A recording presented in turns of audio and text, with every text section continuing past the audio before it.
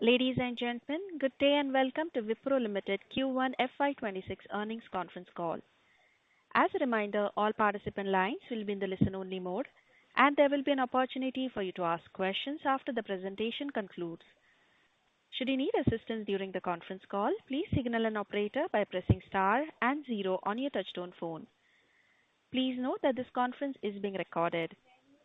I now hand the conference over to Mr. Deepak Bohra, Senior Vice President, Corporate Treasurer and Investor Relations. Thank you, and over to you, sir. Yeah, thank you, Yashashree. Warm welcome to our Q1 Financial Year 2026 earnings call. We will begin the call with business highlights and overview by Srinivas Pallia, our Chief Executive Officer and Managing Director, followed by updates on financial overview by our CFO, Aparna Iyer. We also have our CHRO, Saurabh Govil, on this call. Afterwards, the operator will open the bridge for Q&A with our management team. Before Srini starts, let me draw your kind attention to the fact that during this call, we may make certain forward-looking statements within the meaning of Private Securities Litigation Reform Act 1995. These statements are based on management's current expectations and are associated with uncertainties and risks, which may cause the actual results to differ materially from those expected. The uncertainties and risk factors are explained in our detailed filings with the SEC. Wipro does not undertake any obligation to update the forward-looking statements to reflect events and circumstances after the date of filing. The conference call will be archived and a transcript will be available on our website. With that, I would like to turn over the call to Srini. Thank you. Thank you, Deepak. Good evening, everyone. Thank you for joining us today. Let me start with a quick view on Q1 and the broader environment. We started the quarter facing significant macro uncertainty, which kept overall demand muted. Our clients prioritized initiatives with immediate impact, primarily focusing on cost optimization and vendor consolidation. And at the same time, they accelerated their AI, data, and modernization programs. We saw a clear trend of many AI projects moving to scale and production. We quickly aligned with these priorities, deepened our partnerships, and secured key deals. The large deals we closed this quarter and last quarter, along with a strong pipeline, put us in a good position for the second half of the year. With that, let me now turn to our Q1 performance. I will start with key financial highlights and an overview of our markets and sectors. Aparna will provide further details on the financials in her remarks. Our IT services revenue for Q1 was $2.59 billion, quarter-on-quarter degrowth of 2% in constant currency terms within our guidance range. Our IT services margin was 17.3%, an expansion of 80 basis points year-on-year. In our markets, Americas grew 1.5% year-on-year in constant currency terms, and we are continuing to see strong deal momentum here. APMEA's revenue stayed flat. Digital spending in India, Middle East, and Southeast Asia kept the market resilient. Europe continued to face headwinds, and clients remained focused on maintaining their competitiveness in this environment. Capco grew year-on-year, driven by strong performance in Latin America. Turning to our industry sectors, in BFSI, demand is strong and steady. Clients are modernizing their IT landscape with a sharp focus on AI-led efficiency and transformation. We also won 2 mega deals here, which I will discuss later. In consumer and EMR, we are seeing a more cautious mode. Retail, CPG, and manufacturing have been most affected by tariffs. Even though discretionary budgets are tight, outsourcing renewals are creating new opportunities to gain wallet share. In technology and communication, we are seeing a clear shift towards AI investments. Clients are looking to innovate and future-proof their software and platforms. We won a large deal here that has the potential to become a mega deal. Healthcare continues to do well as clients invest in modernization and digital transformation. While payers are under cost pressures, the overall outlook for the sector remains positive. These priorities and shifts in client focus are evident in the strategic deals we have won in quarter one. During the quarter, we reported bookings worth $5 billion in total contract value, a growth of 51% year-on-year. Our large deal bookings reached $2.7 billion, up 131% year-on-year. This includes 16 large deals this quarter, including 2 mega deals. Several of these wins were driven by vendor consolidation, where we continue to build strong momentum. These deals reflect a good balance of extension of existing work and securing new business. They also highlight our capabilities, domain expertise, and progress in AI. Let me share 3 examples to bring this to life.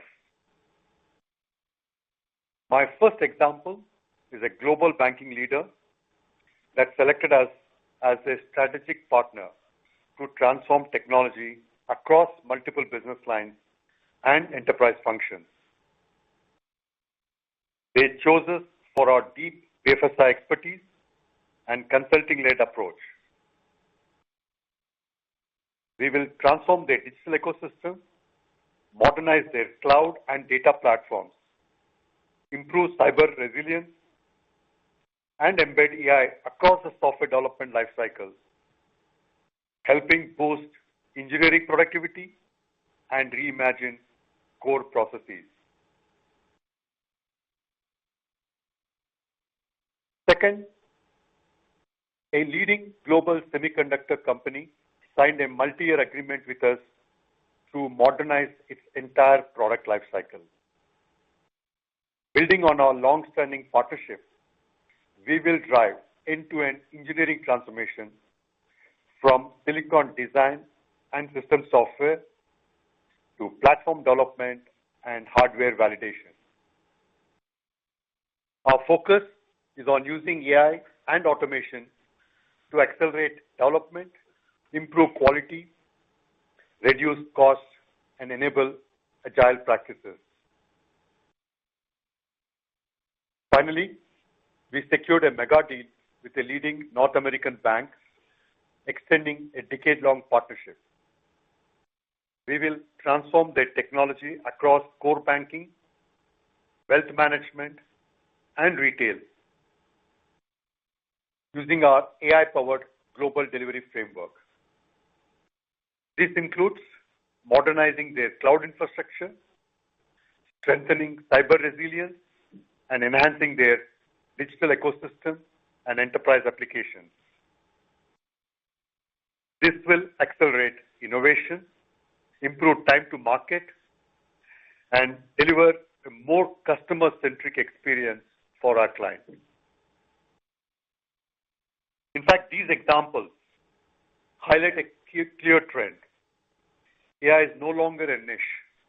It's becoming essential to how businesses operate at scale.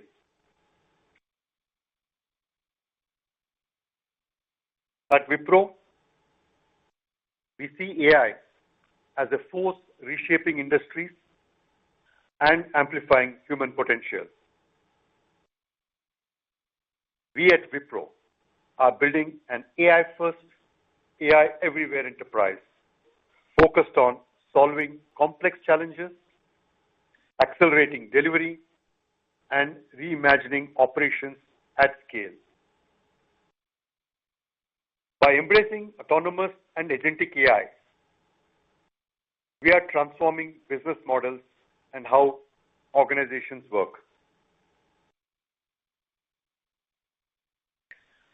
In fact, our AI capabilities are integrated into both industry and cross-industry solutions.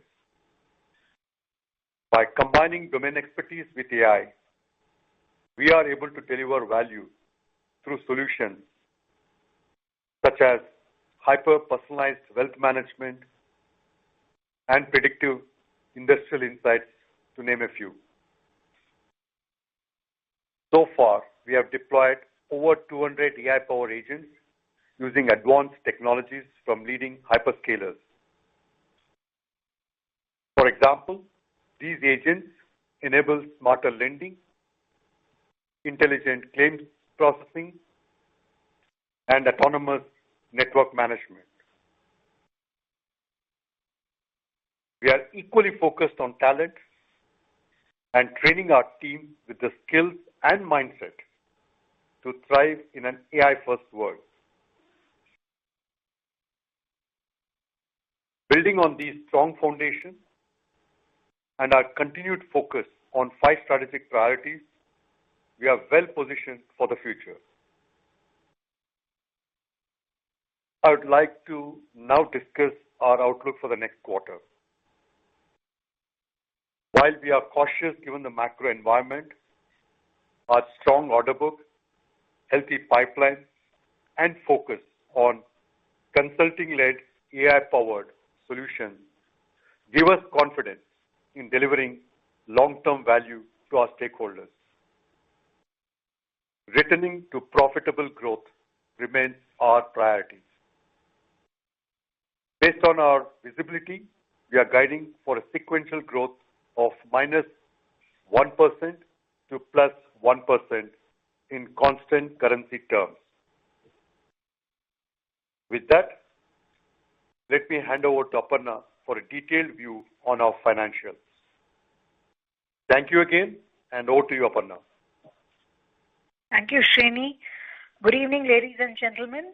Let me give you a brief update on the financial performance for the quarter ended 30th June 2025. After that, we can open it up for questions. Our IT services revenue for Q1 sequentially declined by 2% in constant currency, which is well within our guidance range. On a year-on-year basis, the revenue declined by 2.3% in constant currency terms. Our operating margins for Q1 was at 17.3%, an expansion of 80 basis points on a year-on-year basis.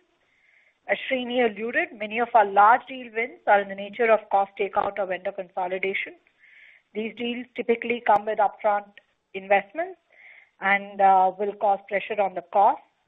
As always, we will continue to focus on operational excellence in order to offset these pressures. Let me give you a color on our strategic market unit and sector performance. All growth numbers that I will share will be in constant currency. Americas 1 grew 0.2% sequentially and grew 5.8% on a year-on-year basis.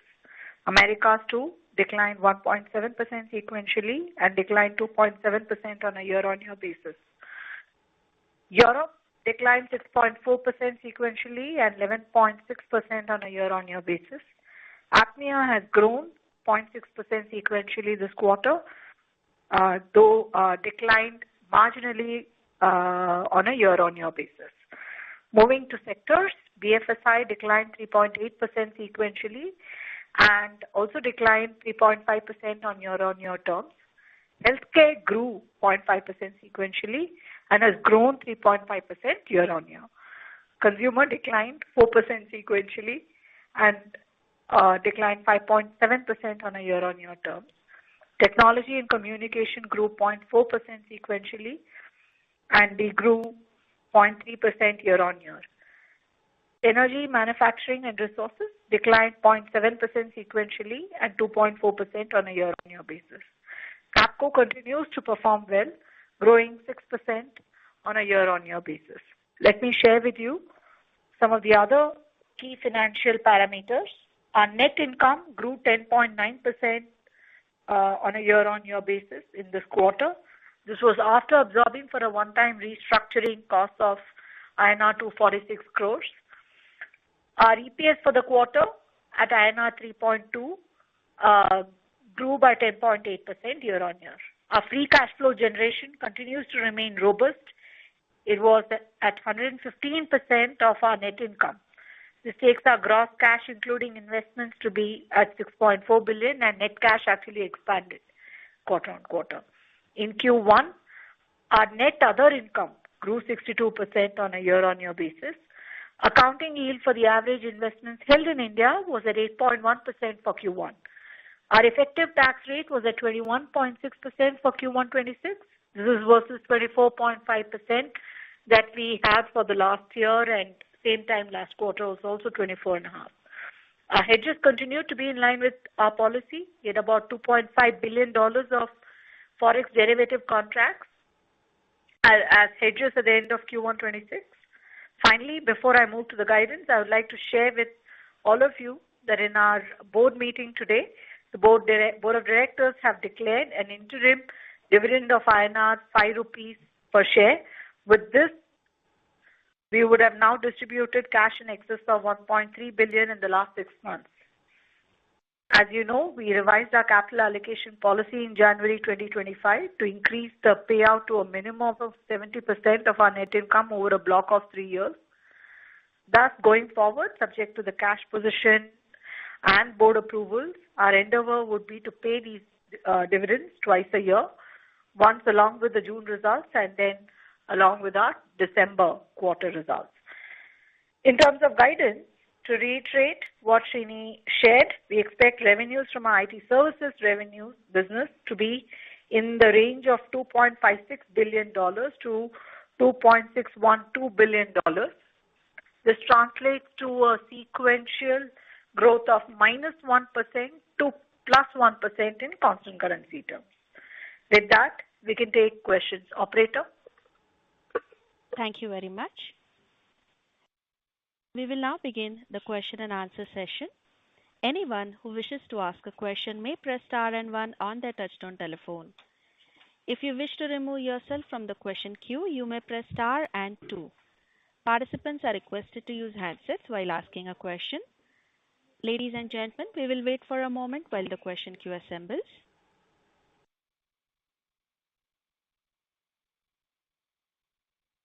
We'll take our first question from the line of Abhishek Kumar from JM Financial. Please go ahead. Yeah, hi, good evening. Thanks for taking my question and congratulations on very strong deal wins. My first question is on the deal win itself. On an LTM basis, the overall deal TCV has grown by 10%. But if I look at the smaller deals, on an LTM basis, it's down 8% YOY.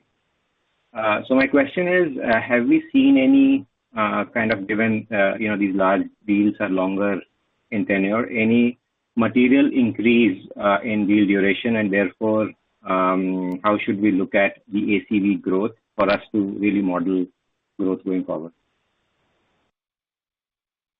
Thank you, Abhishek, for the question.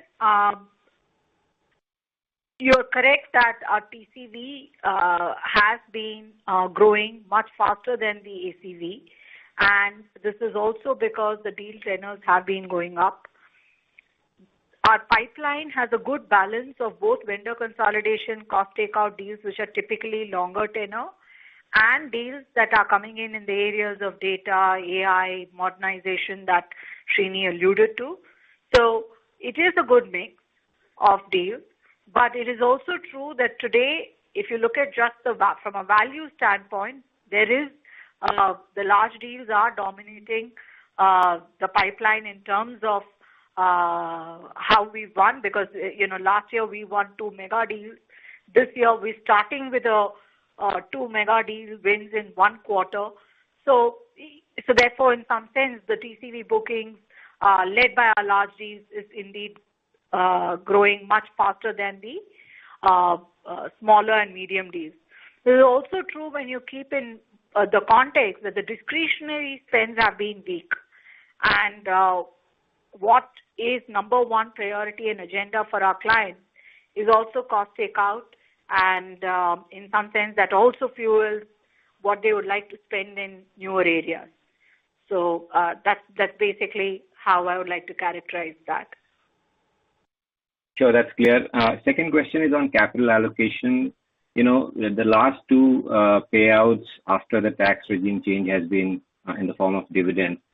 So have we decisively moved towards the dividend route, and is buyback now not in consideration?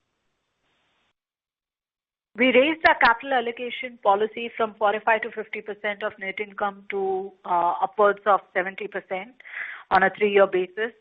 So, and when we did do that, we had communicated that we continue to prefer dividends and buyback as a means of returning cash to our shareholders. For now, in the January quarter and this quarter, we've given out dividends.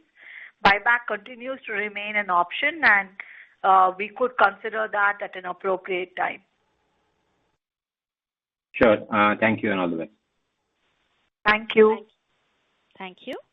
We'll take our next question from the line of Nitin Padmanabhan from Investec. Please go ahead. Yeah, hi, good evening. Good quarter.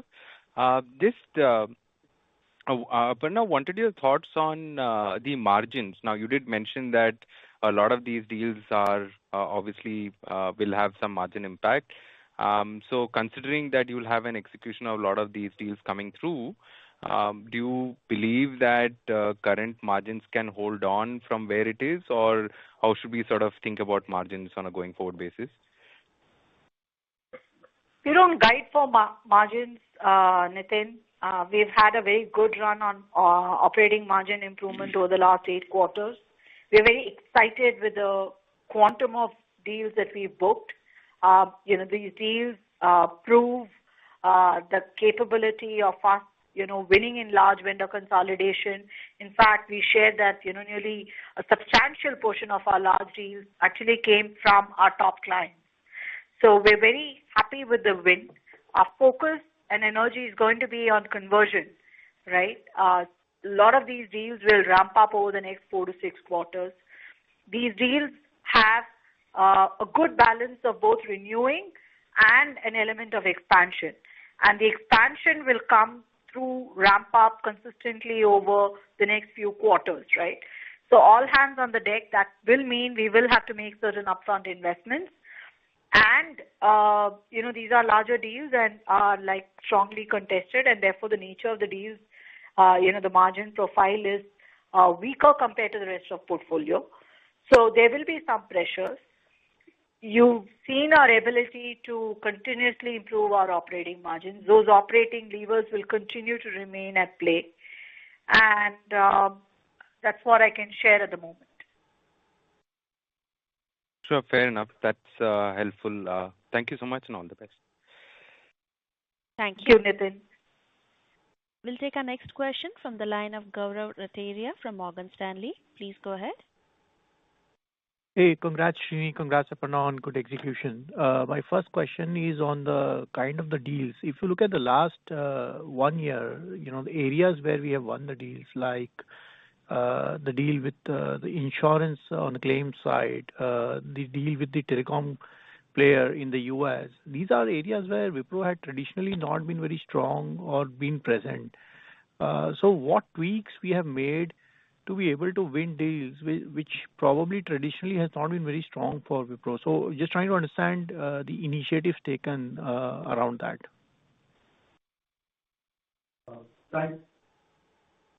Thanks, Gaurav. This is Srini here. Thank you for the question. If you look at what we called out at the beginning of last year, we said we want to be consulting-led and AI-forward. What that meant, Gaurav, is as part of the strategy, we called out 5 sectors, and within those sectors, specific industries where we want to be dominant. So that means we invested in terms of creating domain expertise. Two, we all, like Aparna said, we have won these deals, these mega deals in some of our top clients. We also talked about as part of a strategic priority that we're going to invest into growing our large accounts. So the two strategic priorities that we talked about, followed by the third one where we said we're going to build industry and cross-industry solutions. All the three strategic priorities really helped us to understand what the client was looking at, both in the context of business, in the context of experience that they were looking for their clients, and the way they have to modernize them, and how to leverage AI to bring in efficiency, optimization, and velocity. And so these deals are, for me personally, very exciting, Gaurav.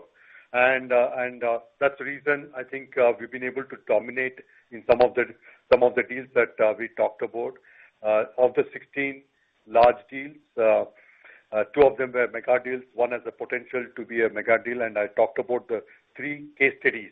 And if you look at it clearly, it has been AI powered, it has been consulting led, and it also understands the client's landscape. And we will continue to do more of this, Gaurav, as we move forward. And the last point is also being very proactive in terms of listening to the client and responding to their needs. Thanks for the detailed answer. Second question on you mentioned last time that there were certain pauses on large projects. You gave example also on SAP project that were paused by the clients. Have you seen any update on that? Have things started to move? And is this part of your guidance? So Gaurav, if you look at the overall environment in the context of tariffs, in the context of geopolitics, and the economy, I think there are certain sectors which have been really impacted. And we called out manufacturing, especially automotive and industrial. We also called out retail and CPG, which has a great impact due to over-reliance on global supply chain. And one of the projects that I called out last quarter was in one of the sectors, and they are still, as you know, tariffs are still being evaluated. So the client has paused on that particular program at this point in time, and they would want to have a complete clarity before they get started. So those kind of projects, Gaurav, are still on hold. And that's, I'm hoping that, if things settle down in the next couple of quarters, hopefully the client will come back to reinvest in those transformation programs. Thank you. Last question on margins. I understand the puts and takes you explained on margins, especially on the large deals upfront investment, but fair to say that you would aspire to be in the band of around 17% that you had been calling out in the past few quarters, keeping these puts and takes into mind. Thank you. So certainly that remains a band that is where we would like to operate, Gaurav. But having secured these deals, our focus and priority is going to be to ramp up these deals and execute and deliver them.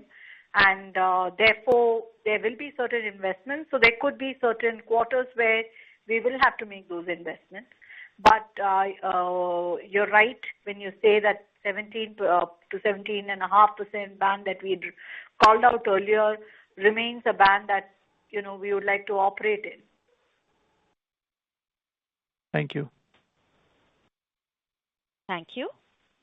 We'll take our next question from the line of Surendra Goyal from Citigroup. Please go ahead. Yeah, hi. Good evening. So just one question on the deals again. Like, how comfortable are you that the 10% increase on trailing 12-month TCV will translate into a meaningful growth acceleration? And the reason I ask is, like in FY23 also, we saw TCV was up 28% year over year, but FY24 and FY25 we saw a revenue decline. And in that context, is it possible to provide any sense on the ACV growth even directionally? Maybe I'll give in my comment and ask Aparna to add to that. First and foremost, if you look at the opening remarks that I made, is that we had a very strong bookings in quarter one. We have a very strong pipeline in quarter two. And I also said that our H2 will be much better than H1. And this confidence comes based on the bookings that we have done. And the point that Aparna talked about, we are now staying very focused on execution. Some of these deals will get transition and get into steady state anywhere from 3 months to 6 months time frame. So that gives us a confidence to talk about second half, Surendra. And maybe Aparna, if you want to add some more. No, Surendra, your observation is right. Sometimes these TCV and ACV, have a different growth trajectory given how longer tenor deals keep getting signed and therefore what impact that has on conversion. The other factor that has come in the way of the conversion has been just the discretionary spend environment and therefore how there have been subsequent leakages on that count. For now, at least the discretionary spend environment seems to have stabilized. One was hopeful perhaps at the start of this calendar year that it would improve, but for the moment, I think the way we are looking at this financial year is it is going to be stable. If we keep that assumption in mind, you should be able to see a much better conversion of some of these bookings into revenues, Surendra, and that's the endeavor. And any comments on like ACV growth, even directionally, just for us to understand the trends a little better? I think the ACV growth this quarter has grown well on a year-on-year basis as well. So this is not coming only on the back of longer-term deals, and we feel fairly confident about these deals. Sure, and just one clarification. These are also quite good. Yeah. Sure. And just one last question. Capco, you mentioned 6% YOY. Could you share the sequential growth number there? Thanks. So we're not calling out the sequential growth rate for Capco. It's a part of all the units. One additional point that we had called out in our earnings or in the media interactions today is that we've had $1 billion of bookings trailing 12 months. So it should give you a good sense. And even into Q2, we're looking at a good momentum and trajectory as we start the quarter. Sure. Thank you so much. Thank you. We'll take our next question from the line of Vibhor Singhal from Nuvama Equities. Please go ahead. Yeah, hi. Thanks for taking my question and congrats on a solid performance in a very volatile environment. So my question was again on Capco. I think as you mentioned, the Capco reported a decent mid-single digit Y-on-Y growth. So basically, if you could basically take us through the overall environment that we are looking at. I mean, this is an environment in which the post-tariff uncertainty, one in which we have seen a lot of challenges and discretionary spends being put on hold. Capco, by the nature of its business, probably reflects that, and still we are seeing good growth. Do you see this basically momentum continuing?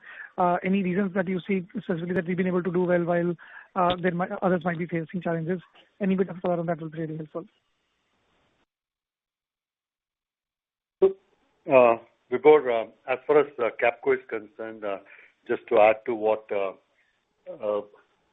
Aparna talked about in the context of the year-on-year growth and also the $1 billion booking that Capco did, we have seen Capco growth across US and APMEA on a year-on basis, right? And growth is driven across insurance, wealth and asset management, and energy. To be very specific, where the growth came. Also, there has been a good momentum in both APMEA and LATAM, especially in Brazil, which is actually outside Capco's traditional geographies. Mm-hmm. So these actually helped us, in the context of the growth and opportunities that we see going forward for Capco. I think the coming quarter also looks good. Vibhor, I'm sorry, you're sounding muffled. Yeah. Sorry, I meant to ask, is the pipeline also looking good in Capco for the coming quarters? Yeah, it continues to look good for the coming quarters, Vibhor. Got it. That's really helpful, Aparna. My second question is basically on the overall, the margins front. So I think, again, a solid performance in this despite the revenue decline. So I don't know if you've answered this before. Sorry, I was able to join the call late. But in terms of margins, going forward, do we expect to maintain the same trajectory of 17 to 18%? Or given the kind of basically resilience that we have shown, there could be a possibility of maybe overshooting that range? So we don't guide for margins, unlike some of our peers. We have in the past shared that there is an aspirational band of 17 to 17 and a half. If you look at quarter one, we've landed somewhere bang in the middle of that band. But looking forward, our focus is going to be conversion of some of these mega deal wins that we've had, large deal wins that we've had. And some of these large deal wins will come with upfront investments and lower margins, right? So there are going to be pressures that are going to get created. We will have to offset them through better operational rigor and a lot of levers that are there at our disposal. But it is going to be a work that's cut out for us. And that's all I can share at the moment, Vibhor. Got it. So just last follow-up on that. So, with all the headwinds in place of these large deals ramp up and all, we still aspire to maintain our margins in the 17 to 17.5% band range. I said that, this is what we've delivered in Q1. We've done well in order to improve our profitability. For now, our number one priority would be growth. And execution. Got it. I was just pushing my luck. Thanks a lot for taking my questions and wish you all the best. Thank you. Thank you. Next question is from the line of Ravi Menon from Macquarie. Please go ahead. Hi, thanks so much. And congrats on really strong deal wins. Srini, just a bit confused about the commentary in Americas. You sounded very optimistic about the pipeline there and the strength of demand. But when you went by the industry segment, it didn't really, it sounded more mixed with manufacturing, retail, CPG, all, you calling out some weakness there. So could you talk a bit about the Americas and then also talk about the decline in Europe this quarter, if that's very temporary, and are you expecting a bounce back there? Sure, Ravi. Let me take it one at a time. So if you look at the sectors in the U.S., we have BFSI. And like I said, that BFSI, the current pipeline is very strong and steady. Having said that, in quarter one, we won 2 mega deals, which are very strategic for us as a client and also for the client, bringing in the power of AI and bringing in the power of our execution capabilities, if you will.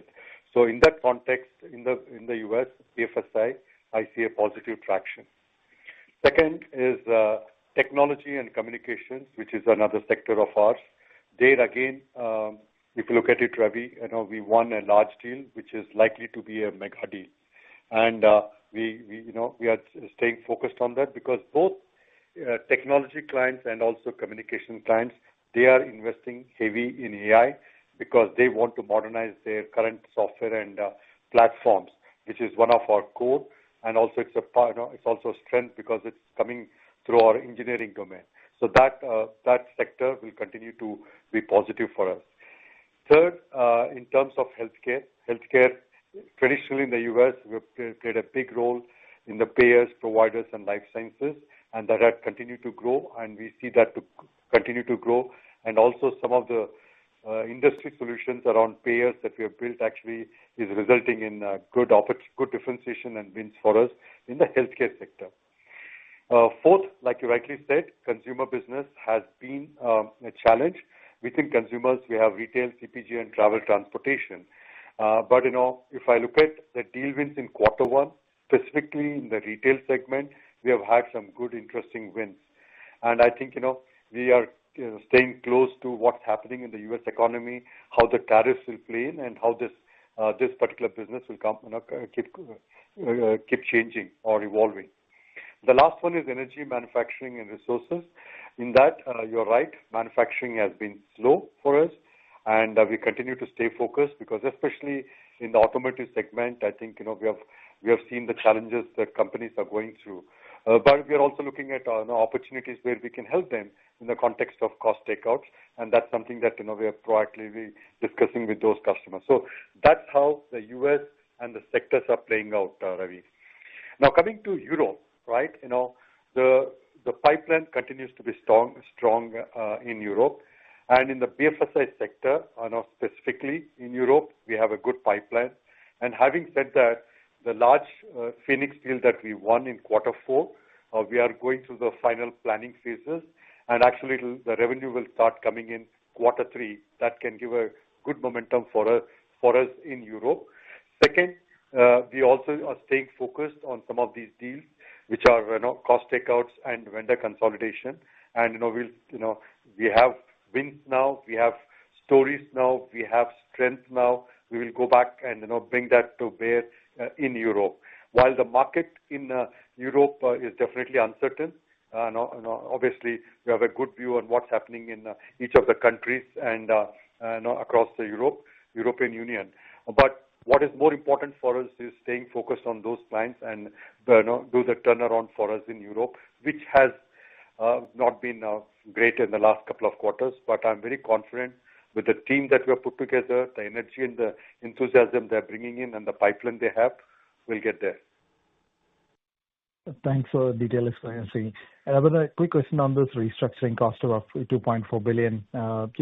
This is showing up, I guess, as an unallocated cost in the segmental reporting, right? And whenever we had something like this earlier, there was a detailed footnote explaining what this restructuring was due to and whether we were taking impairment charges. Could you talk a bit about what's the restructuring charge this quarter? The restructuring costs pertain to restructuring in Europe that we did. This is very limited to a few associates in Europe, and this is one-off in nature and unlikely to recur. And you're right, it is a part of the reconciling items, and it's a part of our EPS and our net income. Okay, thanks so much. Best of luck. Thank you. Thank you. Next question is from the line of Manik Taneja from Axis Capital. Please go ahead. Hi, thank you for the opportunity, and once again, congratulations on some of the internals that you've shown. I had a question with regards to some of the challenges that we've seen in Europe. While the Phoenix large deal will help us, and possibly you're talking about a strong pipeline there, but if you could talk about some of the customer-specific challenges that you've had in Europe over the course of last several quarters, are they largely behind us? That's question number one. The second thing is that while we continue to essentially defend our business within our top customers, and which also reflects in the revenue performance within top customers, but our client metrics seem to essentially convey some sort of a weakness. If you could just elaborate as to what may be causing that. Those would be the two questions. Sure, Manik. In Europe, we have said that it's a combination of both the macroeconomic environment, the discretionary spend environment, and a few client-specific challenges. Client-specific challenges are now behind us. To say when would Europe bottom out and start performing, we do feel confident that in the second half of this financial year, we should start seeing some stabilization and growth in Europe. Certainly because of the Phoenix deal win. Also because we feel some of these client-specific issues are behind us. More to be done. More is desired. I think Srini has spoken about a good pipeline. We will continue to remain focused on converting those pipelines and also remaining very close to our top clients in that region. What was your second question, Manik? Can you just remind me? That response helps. I was also trying to essentially probe you with regards to our client metrics performance. So while one looks at our... I now recollect your question. So yes, in some sense, if you look at the total number of active clients, that has come down over a period of time, again reflects discretionary spend environment. There's nothing strategic or intentional that we are doing in order to reduce any number of clients. But it's also a very, very,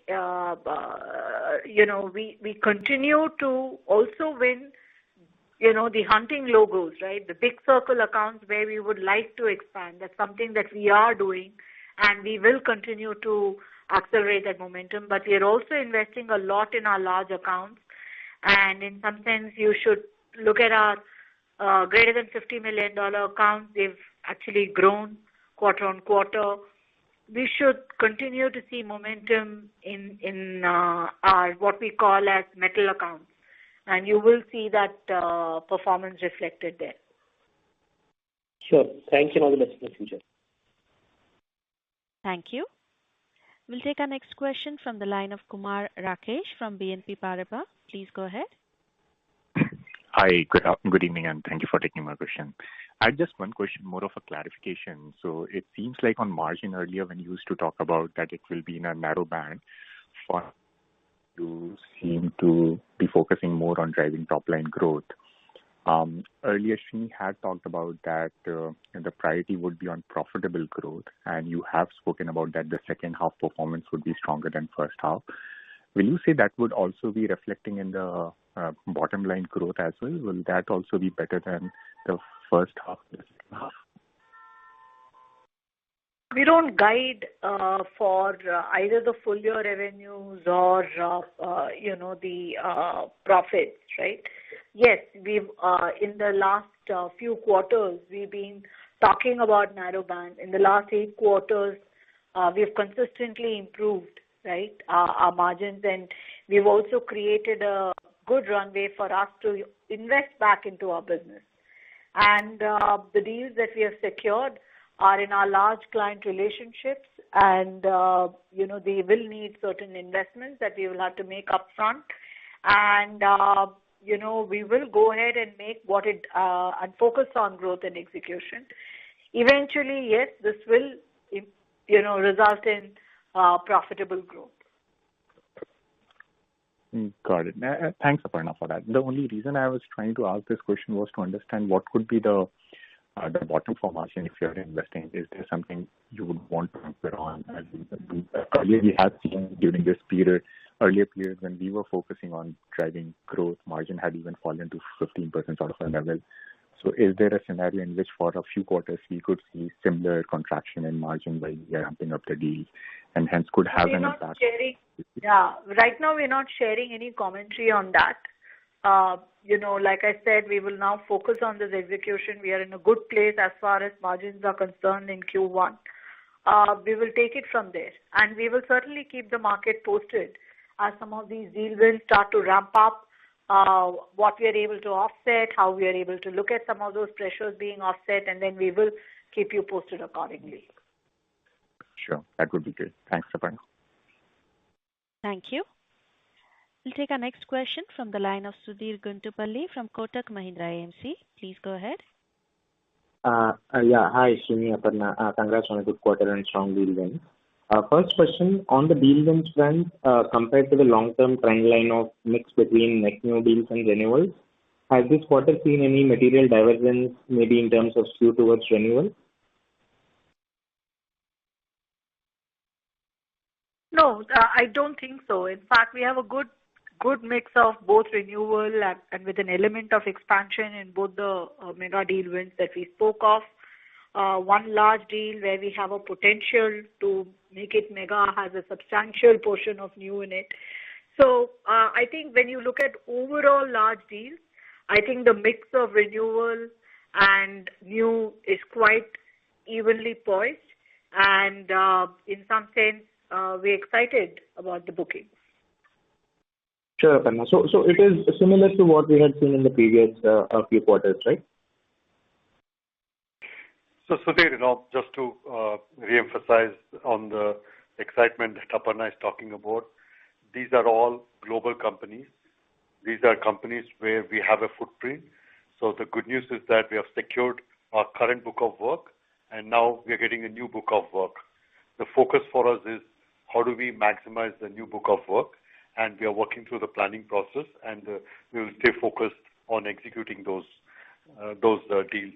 And it's a very, very intense focus on execution and delivering to our clients.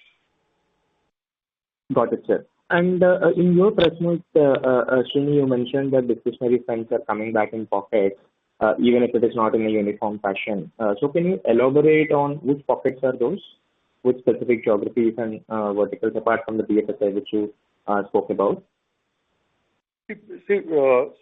Broadly, if you look at it, the discretionary spend is coming around data, AI, and modernization. And to just give you a little bit of a color around that, for example, we have won a deal where we are transforming, for a particular retailer, we call it as fashion intelligence, right? AI will know what to sell, and this is a large American fashion brand. They want to enhance the sales by identifying and optimizing 40 product features per item.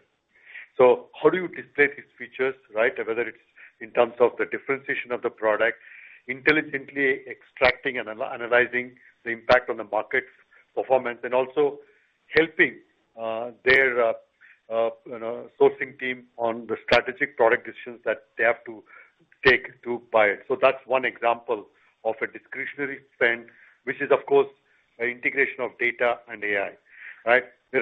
So similarly, one of the financial services company, we are working with them on the power of intelligent automation and what we call it as smart credit decision, right?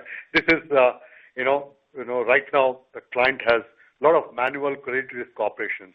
They are looking at it, how can we make this more AI so that it is less error prone and also it's more accurate, right?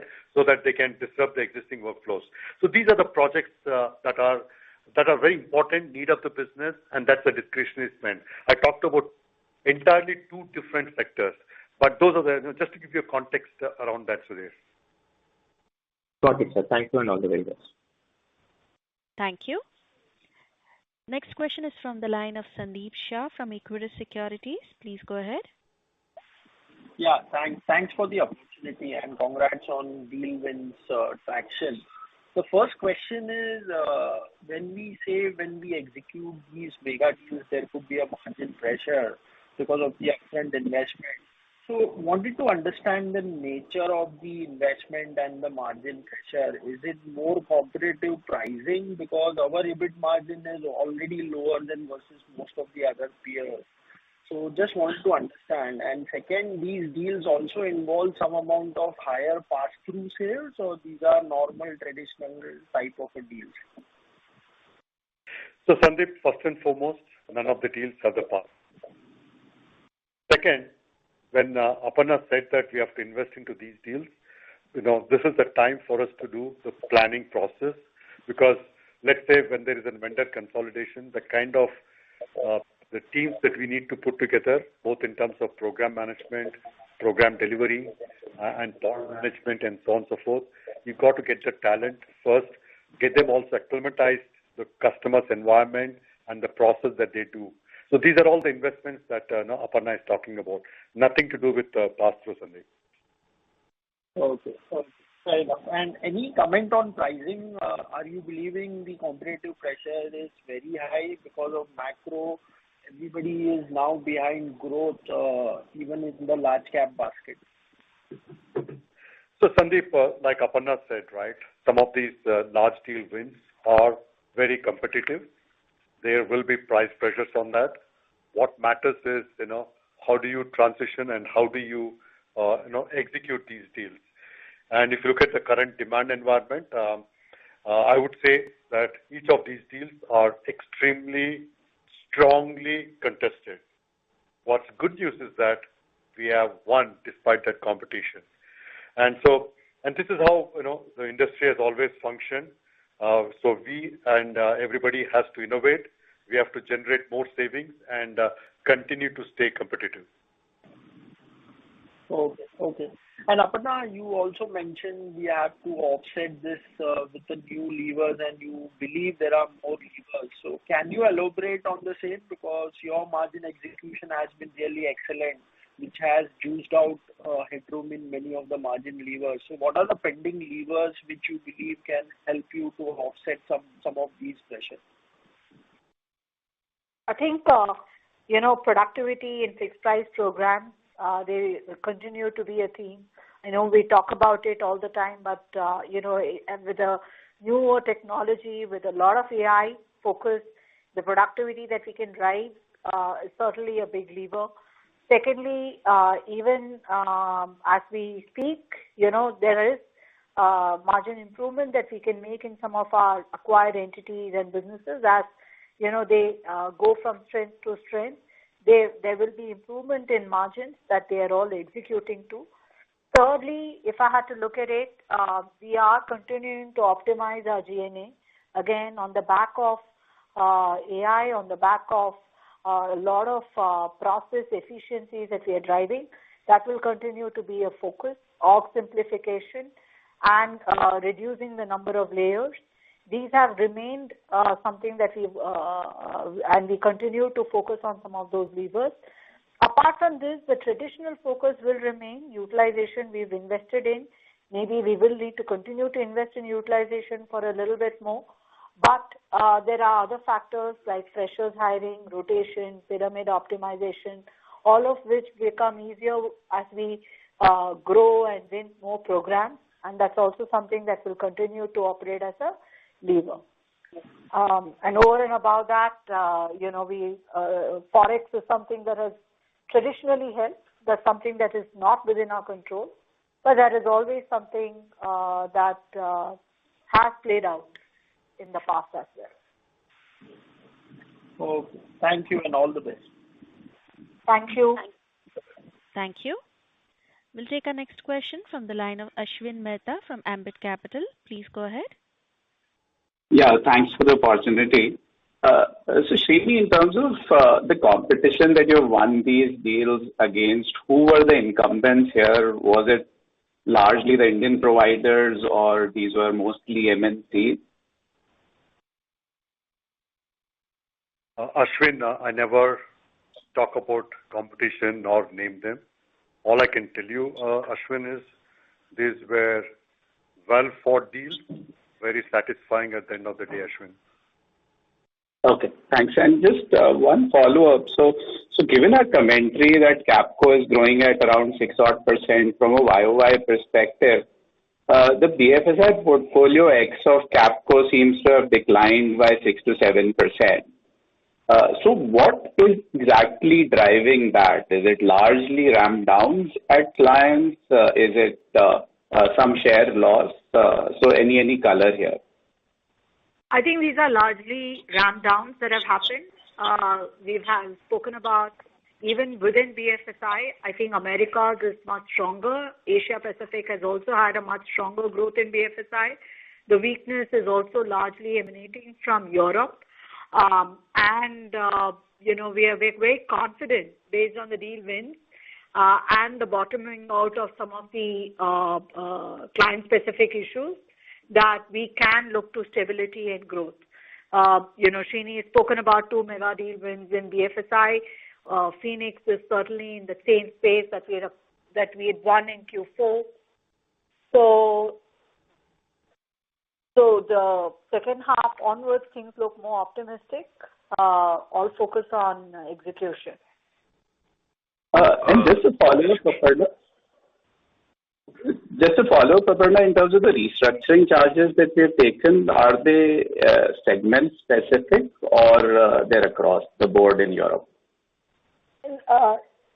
They're across the board in Europe, but very contained. The number of employees that would have got impacted because of this is very, very small and not material in the context of the overall business. Okay. Thanks a lot and all the best. Yeah, Yashashree, we can now close the call. Yes. So since you take that as the last I just put a thank you note. Yeah. Yeah. So thank you all for joining the call. In case we could not take any questions due to time constraints, please feel free to reach out to the investor relations team. Have a nice evening. Thank you.